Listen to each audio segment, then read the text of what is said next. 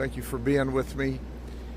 I'm going to give you a press release based upon the best information we have now. I say this every time that we have an active event which the community wants to know about sooner rather than later. The information that I give to you today is the best information we have at this moment in time. Anything I say is subject to modification or improvement as the investigation goes on. But I want to introduce you to someone. This is Timothy Schultz. He's 42 years of age. And here's what we know at this point. At about 5:56 a.m., the racetrack on Highway 37, which is just due west of where I am now, notified the sheriff's office and said, hey, there's a guy in here, and he's bizarre, and he's shaking, and he's asking to call his son. Deputies immediately responded. We searched for him from our arrival time, which was 3 minutes later, until about 6:39, so over 40 minutes we searched for him and we couldn't find him. And then at 7:22 we received another call. At about 7:43 we received another call and said, hey, there's this white guy in the lake, and there's a lot of alligators in the lake, and there's an alligator near him. He must be drunk or high or something. One of our witnesses actually took a life vest or a life preserver out and tried to give it to him, and he wouldn't take it. Another witness tried to talk to him, and he said the guy growled at me, so I ran in the house and locked the door. Our deputies immediately arrived. As they were arriving, he was walking from the lake between the houses, and he had a set of garden shears with him. He had gone to a truck and was throwing a brick trying to break into a vehicle. A lady, our third witness, who is in the cul-de-sac walking her dog, said he immediately charged the deputies holding the shears. She said they waited too long to shoot, but our deputies tried to de-escalate. We also tried to tase him on 2 different occasions, and he continued to charge at them. The deputies backed up, telling him to throw the shears down, and even though he committed an aggravated assault and an attempted burglary, they were still trying to take him peacefully into custody. He climbed into the passenger side of the patrol vehicle, which was still running because they had jumped from the vehicle to run to him while he committed the burglary. And as he jumped into the seat, he was trying to either get the rifle or the shotgun out of its holder. At that time, our deputies shot. They shot multiple times, and as a result, Timothy is deceased. This is under investigation with our task force, our multi-agency task force. The results will be turned over to our state attorney, Brian Haas, for a final determination. However, it's important to focus on this for a second. He tried to assault my deputies with shears. Then he jumped into their vehicle, which is an armed burglary with the shears, trying to get the rifle and or the shotgun out.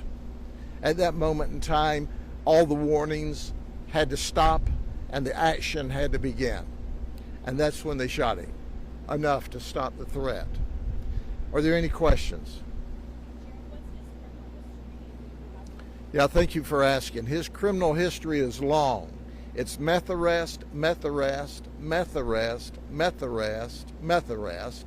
And guess what? In April of this year, he was arrested for what? Meth. He was released on May the 20th. So he's not been out of jail very long at all. I've said this over and over, and I'll continue to say it. There are still people that want to make the community or the nation believe that drugs are low level and nonviolent. Well, here's your sign. Here's another sign. Now, that's not enough. While he's swimming across the lake, and how he made it across the lake, they said he was treading water. They could only see his head. He got real close to an alligator. It appears that his right arm is bitten by an alligator. So apparently he was attacked by an alligator while in the lake as well. So he gets into the lake, he swims across the lake, he's bitten by an alligator. Neighbors are trying to throw him a life vest, trying to help him. He's growling. He comes onto the land, sees a pair of garden shears, picks them up. That's when our deputies are getting there just as he's trying to break into one of our victims' vehicles. We try to de-escalate.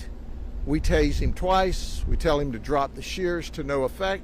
The tasers had no effect on him. He climbed into a vehicle, committing another armed burglary where he was trying to get to our rifle and our shotgun, and we shot him. Now, quite frankly, his conduct was outrageous. It was bizarre. And his conduct, in order to get him into custody, was necessary by our deputies because of his conduct. He was bizarre. Our deputies, by the way, are going home safe tonight. Let me make this abundantly clear. You're not going to shoot at our deputies. You're not going to point guns at our deputies. You're not going to point garden shears at our deputies. You're not going to break into the car and try to get their rifles. You're not going to assault feloniously our deputies. You're just not going to do that. And if you do, we're going to shoot you. Just enough so that you don't want to ever do that again, or can't do that ever again. The lake is directly behind the houses. You can see it from an aerial view. This area at one time was a mine area, and there's huge lakes that wrap around these different beautiful houses and subdivisions here. And if you look, he swam a long way across this lake.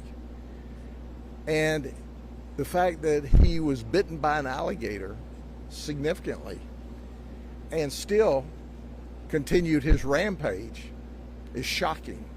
But if you're on enough meth, then the person you see is not the person that's attacking.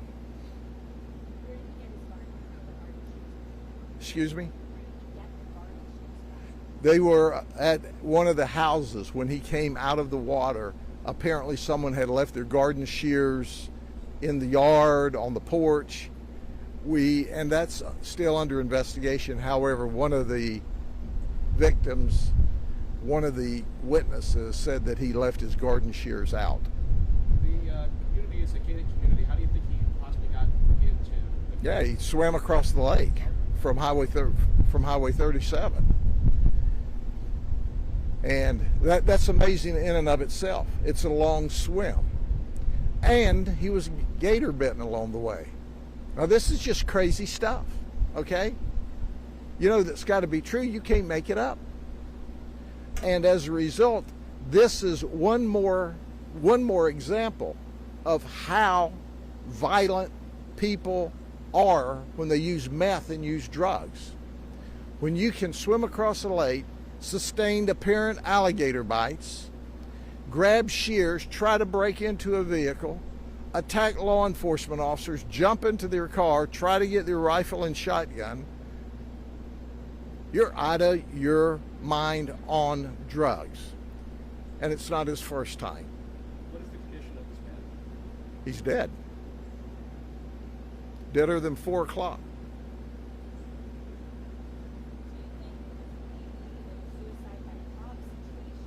I don't know if this is a suicide by cop or it's suicide by being absolutely out of your mind on methamphetamine. But he showed no fear of 2 deputies. He showed no interest in complying. Even after he was tased, he still ran. And one of our witnesses said, I don't know why the deputies waited so long before they shot.